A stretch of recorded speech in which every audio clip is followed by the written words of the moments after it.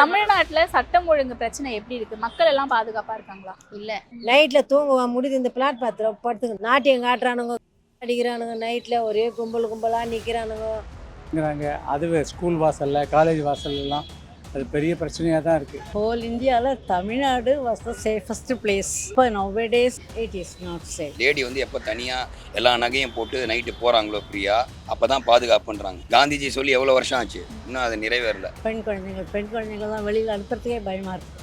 ஒரு ஆட்சி மாற்றம் வந்தால் நல்லது தான். மாற்றம் தான் வரட்டுமே, மாற்றம் தான் வாழ்க்கையோட முக்கியமே. மாற்றம் ஒன்று வந்தால் நல்லது தான்.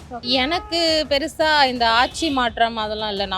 நம்ம ஹியூமனிட்டி இது மாற்றம் வந்தாலே போதும். நம்ம நாடு முன்னேறணும் இதுவாக இருக்குன்னுனாக்கா நம்ம தொகுதியில் நிற்கிற படித்த அந்த மாதிரி எடுத்தோம்னா அங்கங்கேருந்து ஒவ்வொருத்தராக வர்றப்போ நல்லா நடக்குன்றது என்னோட அபிப்பிராயம். எனக்கு பாலிடிக்ஸ் மேலே நம்பிக்கை இல்லைங்க. சாரி, என்னை பற்றி தனிப்பட்ட கருத்து சொல்லிட்டீங்களா?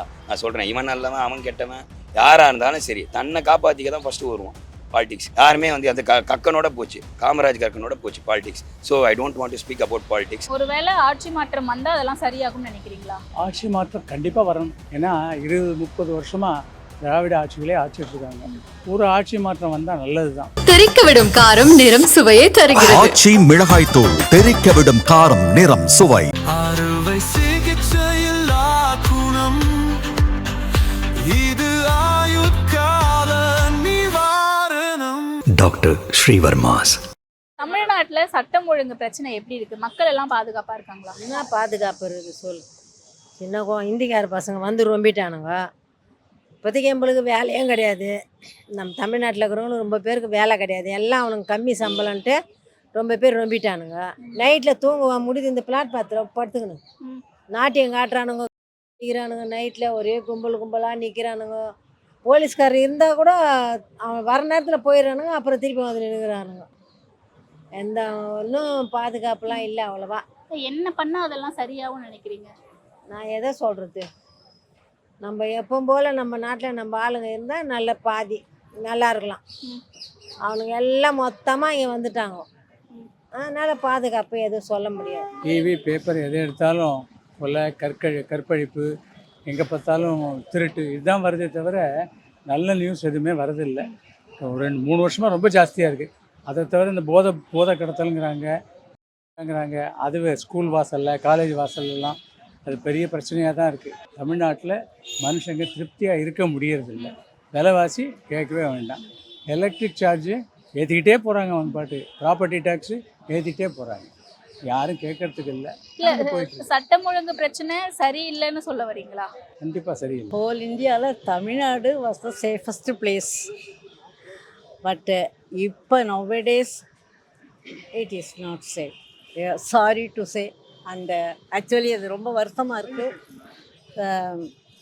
இப்போ அவ்வளோ சேஃப் இல்லை, நிறைய க்ரைம் நடக்கிறது. குழந்தைய ஸ்கூலுக்கு அனுப்புறதுக்கெலாம் என் மருமக பயப்படுறா. 3 வயசு ஆச்சு, ஸ்கூலில் போடுறதுக்கே பயமாக இருக்குது. வீட்டில் வச்சுட்டே படிப்பு சொல்லி கொடுக்கலாமான்னு நினைக்கிறா. பெண் குழந்தைகள் தான் வெளியில் அனுப்புறதுக்கே பயமாக இருக்குது. வெளியில் எந்த கேர்ளையும் அனுப்புகிறவங்களுக்கு அவங்களுடைய பேரண்ட்ஸுக்கு அவங்க நிம்மதியாக இருக்குல்ல. இன்றைக்கி சினி இண்டஸ்ட்ரீஸ் அவங்க தான் கொஞ்சம் ரொம்ப தப்பான விஷயத்துக்கு தூண்டுதலாக இருக்கிறாங்களோ.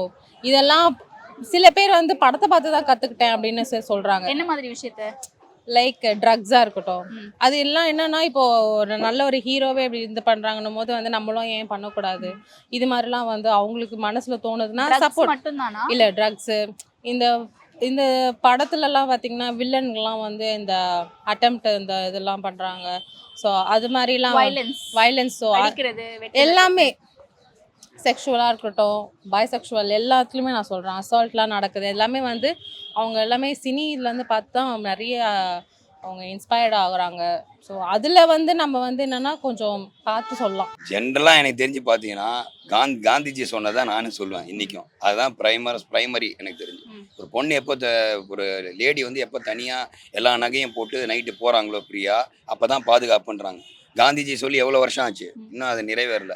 அது எந்த ஆட்சி வருது, இந்த ஆட்சி அந்த ஆட்சின்றதுலாம் என்னை பொறுத்தவரையும் அது நான் சொல்ல விரும்பலை. இந்த ஆட்சி இவங்க சரியில்லை, அந்த ஆட்சி, அது பாலிடிக்ஸ் ஆகிடும். என்னை பொறுத்தவரையும் லேடிஸை பொறுத்தவரையும் கேர்ள்ஸு லேடிஸு இந்த ஃபெமினா பெண்களோட அந்த சமுதாயத்துக்கு இன்னும் எனக்கு தெரிஞ்சு சரியான பாதுகாப்பு இல்லைன்னு தான் நான் பொதுவாக சொல்லுவேன். கம்பேர் டு அதர் ஸ்டேட்ஸும் சரி. ஆனால் என்ன பாதுகாப்புன்னு பார்த்தீங்கன்னா நார்த்தை விட சவுத்து பரவாயில்ல. அதுதான் நான் சொல்லுவேன். ஓவரால் சவுத் நான் சொல்றது. I'm not telling about Tamil Nadu. South, Andhra, Karnataka. ஏன்னா ஒவ்வொரு நாளைக்கு ஒவ்வொரு இன்சிடென்ட் பார்க்குறோம். கேரளாவில் ஒரு இன்சிடென்ட் பார்த்தோம். இப்படி ஒவ்வொரு இடையில ஒன்று நடக்க தான் செய்யுது. இன்னும் கேட்டால் சின்ன பசங்க செய்கிறாங்க. அப்போது எந்த அளவுக்கு வந்து நம்ம செல்லோட முகம் அதிகமாகிடுச்சு. இப்போது செல்லு மூலமாக நிறைய பரவுது. செல்லு வந்து இருக்கிறதுல பாசிட்டிவ்னஸும் அதிகமாக இருக்குது, நெகட்டிவ்னஸும் நிறையா இருக்குது. செல்லை பார்க்கறதுனால உண்டார அதெல்லாம் வந்து நம்ம படிப்புலேயே சொல்லிக் கொடுக்கணும்னு நான் நினைக்கிறேன். சட்டம் ஒழுங்கு இப்போ சீர்கட்டு தாங்க இருக்குது. ஏன்னாக்கா வந்துட்டு எப்போ வந்துட்டு இந்த போதைப் பொருளினுடைய நடமாட்டமும் பழக்கமும் வந்துட்டு அதிகமாகிடுச்சோ அப்போவே வந்துட்டு சட்டம் சீர்கட்டு தான் இருக்குது. அதை வந்துட்டு அடக்க வேண்டிய அரசாங்கம் வந்துட்டு அடக்கிறதில்ல. இப்போ நீங்கள் சொல்கிறீங்க, இப்போ ஆட்சி மாற்றம் வந்தாலும் சரி, அவங்களும் வந்துட்டு சொல்கிறாங்களே ஒழிய இந்த 2 கட்சியுமே மாறி மாறி ஆண்டு இருக்காங்க. ஆண்டதில் வந்துட்டு சட்டம் இவங்க சொல்கிறாங்க, அவங்க வந்த பிறகும் அதே தான் நடக்குது, கண்டினியூ தான் ஆகுது. எப்போ வந்துட்டு இந்த போதைப் பொருளினுடைய நடமாட்டமோ அதுக்கப்புறம் மெயினாக வந்துட்டு இந்த மதுவிலக்கை வந்துட்டு என்றைக்கு அமலுக்கு கொண்டு வந்தோம்னால என்னை பொறுத்தவரையும் 99% வந்துட்டு இந்த இது வந்துட்டு சட்ட ஒழுங்கை நிலைநாட்டலாம். ஆனால் இதை வந்துட்டு எந்த அரசாங்கமும் முன்னெடுக்காது. சொல்லலாம், இவங்க ஆட்சியில் இருக்கிறப்ப எதிர்கட்சியில் சொல்லுவாங்க, அவங்க எதிர்கட்சியாக இருக்கிறப்ப சொல்லுவாங்க. ஆனால் ஆட்சி பீடத்தில் உட்காந்த பிறகு அதை வந்துட்டு செயல்படுத்துவாங்கன்னா செயல்படுத்த மாட்டாங்க. என்னென்ன பிரச்சனை இருக்கு தமிழ்நாட்டுல? எல்லா பிரச்சனையும் இருக்குது. யார் யாருக்கு பாதுகாப்பு இல்லை? லேடிஸுங்களுக்கு மொத்தமாகவே லேடிஸுங்களுக்கு பாதிப்பாகவே இல்லை. யாருக்கும் துணைக்கு யாரும் இல்லை. போலீஸ் துணையாக இருக்கிறாங்க, ஒன்றும் கிடையாது. எதுவுமே சட்டம் எடுக்க மாட்றாங்க. சொன்னோம்னா சட்டம் எடுக்கிறது கிடையாது. அவங்க மான்னு விட்டுறாங்க, காதுலேயும் வாங்கிக்க மாட்றாங்க, சட்டம் பண்ண மாட்றாங்க, அவ்வளோதான். காவல்துறை என்ன மாதிரி நடவடிக்கை எடுத்தால் அதெல்லாம் சரியாகும்னு நினைக்கிறேன்? அது நம்ம எதுவும் சொல்ல முடியாது. நம்ம கமெண்ட்ஸ் கொடுத்து பிரயோஜனம் இல்லை. காவல் ஏன் பொதுமக்களாக நம்ம இதை சொல்லலாமே? சொல்லி என்ன பண்ண பிரயோஜனங்க? நம்ம புலம்பிட்டு தான் போக முடியும், எதுவும் பண்ண முடியாது. எலெக்ஷன் வரும்போது பொதுமக்கள் வந்து திருப்தி இல்லைன்னா ஆட்சியை மாற்றலாம், இல்லைன்னாக்க சரி மறுபடியும் இதே ஆட்சி தொடரட்டும் பண்ணாலும் பண்ணலாம். அது ஒன்று தான் பண்ணலாமே தவிர வேறு எதுவும் நம்ம கையில் இல்லை. ஓகே, அப்போ உங்களோட பாயிண்ட் என்ன? ஒருவேளை ஆட்சி மாற்றம் வந்தால் அதெல்லாம் சரியாகும்னு நினைக்கிறீங்களா? ஆட்சி மாற்றம் கண்டிப்பாக வரணும். ஏன்னா 20-30 வருஷமாக திராவிட ஆட்சிகளே ஆட்சி எடுத்துருக்காங்க. ஒரு ஆட்சி மாற்றம் வந்தால் நல்லது தான். மாற்றம் தான் வரட்டுமே, மாற்றம் தான் வாழ்க்கையோட முக்கியமே. மாற்றம் ஒன்று வந்தால் நல்லது தான். அப்போ எந்த கட்சி கூட்டாட்சி வந்தாலும் சரி, எந்த கட்சி தனிப்பட்ட எந்த கட்சியும் வர முடியாது, அதுக்கு சான்ஸும் இல்லை. அதனால எதர் டிஎம்கே ஆர் ஏடிஎம்கே அது எப்படி வரும்னு தெரியல. கொஞ்சம் மாற்றம் வரணும். ஓகே, பட் மாற்றம் எப்படி வரும்னு நினைக்கிறீங்க? என்ன பண்ணால் மாறும் நம்புறீங்க? மாற்றத்துக்கு ஒரே ஒரு வழி நமக்கு இருக்குது, எலெக்ஷன் ஒன்று தான். ஒன்று அரசாங்கம் மாறணும், இல்லை இங்கே இப்போ இருக்கிற அரசாங்கம் கம்ப்ளீட்டாக சேஞ்ச் ஆகி அவங்க பண்ணுற தப்பெல்லாத்தையும் மாற்றிக்கணும். இப்போது சேஃப்னு பார்த்தீங்கன்னா நம்ம ஒரு சர்க்கம்ஃபரன்ஸ் வந்து நம்ம எப்படி வளர்ந்துருக்கோன்றது வந்து, இப்போ நான் வளர்ந்தது வந்து சேஃபாக இருக்கும். நான் கல்யாணம் பண்ணி வந்திருக்கேன். இப்போ நான் நிறைய வந்து நான் கல்யாணம் பண்ணுறதுக்கு முன்னாடி அப்பா அம்மா சர்க்கிள், என் ஃபேமிலி சர்க்கிள், அதில் இருந்தபோது நான் சேஃபாக ஃபீல் பண்ணேன். ப்ளஸ் இப்போ நான் என் ஹஸ்பண்ட் கூட இருக்கும்போது நான் ஐம் ஃபீலிங் வெரி சேஃப். ஆனால் இப்போ நான் வெளியில் வரேன், ஒரு ஒர்க்குக்கு நான் போகிறேன் அப்படின்னும் போது வந்து சேஃப்டி இருக்கான்னா அது வந்து மாற்ற வேண்டியது வந்து என்னோட இது இல்லை. இப்போ என்னென்னா ட்ரெஸ் பண்ணுறது இதெல்லாமே வந்து சொல்கிறாங்க, லேடிஸ்லாம் வந்து நீங்களாம் ட்ரெஸ் வந்து நீங்கள் தான் வந்து தூண்டுறீங்க, அதெல்லாம் வந்து டோட்டலி தப்பு. அப்படின்னா ஒரு மனுஷங்க நம்ம நினைக்கிறதுல தான் இருக்குது. ஓகே, ஸோ இதை தான் நான் சொல்ல வரேன். இப்போ சர்க்கம்ஃபரன்ஸ்னால் அட்மாஸ்பியர், நான் இது எல்லாமே மற்றவங்களாம் தான் மாறணும்னு நான் சொல்கிறேன். நான் அவங்களோட மென்டாலிட்டி மாற்றிக்கிட்டா போதும். கம்பேரிட்டிவ்லி நான் சொல்கிறேங்க, இன்றைக்கி சவுதி அரேபியன் கண்ட்ரியில் ஒரு பொண்ணு வந்து பஸ் ஸ்டாப்பில் நின்றுட்டு இருக்கான்னா அங்கே இருக்கிற ட்ரூப்ஸ் இருக்காங்க பாருங்கள், போலீஸ் ட்ரூப்ஸ், அவங்க கூட போய் வீட்டில் விடுவாங்க. இங்கே செய்கிறோமா இதை? செய்யலை. ஸோ எல்லா இடத்துலையுமே தப்பு இருக்குது. ஒரு லேடி இருக்காங்கன்னா அவங்க வேலையை முடிச்சுட்டு வராங்க, எண்கள் இருக்குமா, அவங்க கொண்டு விடுறாங்களா இல்லையே, அதுக்கு உண்டான அவங்களுக்கு வந்து அந்த மோட்டிவேஷன் கிடையாது. அந்த இது இப்போ நானே வந்து என் பொண்ணை விடுறேன்னு வச்சுக்கோங்க, இப்போ அவுட் ஸ்டேட்டில் கொண்டு போய் விடுறேன்னா நான் எவ்வளோ யோசிப்பேன் படிக்க வைக்கிறதுக்கு. இன்றைக்கும் அந்த பயம் இருக்க தான் செய்யுது. ஆனால் நம்ம ஹாஸ்டலில் தங்க வச்சு படிக்கிறோம், அது வேறு, படிக்க வைக்கணும் அது வேறு விஷயம். ஆனால் இன்றைக்கும் அந்த இது இருக்குது, பயம் இருக்க தான் செய்யுது. அதனால தான் அவங்கள்ட்டேருந்து நான் ஆரம்பித்தேன். மற்றபடி இந்த கிரைம்ஸ்லாம் நீங்கள் சொல்கிறீங்க பாருங்கள், அதெல்லாம் எல்லா ஸ்டேட்லேயுமே இருக்குது. எப்போ ஒரு பொண்ணுக்கு பாதுகாப்பு கிடைக்குதுன்னு நான் நினைக்கிறேன். எனக்கு இன்னும் நான் நினைக்கல, நான் அன்சாட்டிஸ்ஃபைடாக தான் இருக்கேன் இந்த விஷயத்தில். நிறைய கிரைம்ஸ் இப்போ வாரத்துக்கு ஒரு கிரைம்ஸ் பார்க்குறோம். இப்போ செல்லு ஏற இப்போ ஒன்றும் இல்லைங்க, இவங்க உதவி எண்ணுன்னு சொல்கிறீங்க. ரயில்வேலேயே வந்து 19-16 உதவி எண்ணு கொடுக்குறான். ஆனால் ரயில்வேல நடக்காமல் இருக்கா? ஃபோன் பண்ணால் உடனே வந்துடுறாங்களா? அதெல்லாம் நீங்கள் எழுதுறீங்களா? நான் சொல்கிறேன், நீங்கள் கிரைம் மாத்திரம் தான் எழுதுறீங்க. அந்த டயத்தில் ஒர்க் ஸ்பாட்டில் கரெக்டாக போனால் இவன் காப்பாற்றினான்னு என்னைக்காவது நீங்கள் எழுதுறீங்களா? சொல்லுங்க பார்க்கலாம். நீங்கள் சொல்லுங்கள் பதில். அது வந்து இப்போ நடந்து முடிஞ்சிடுச்சிங்க, இந்த மாதிரி நடந்திருக்கும், அந்த மாதிரி நடந்திருக்குமா, இவளால் தப்பு நடந்திருக்குமா, அவனால் தப்பு நடந்திருக்குமா தான் நீங்கள் சொல்கிறீங்க.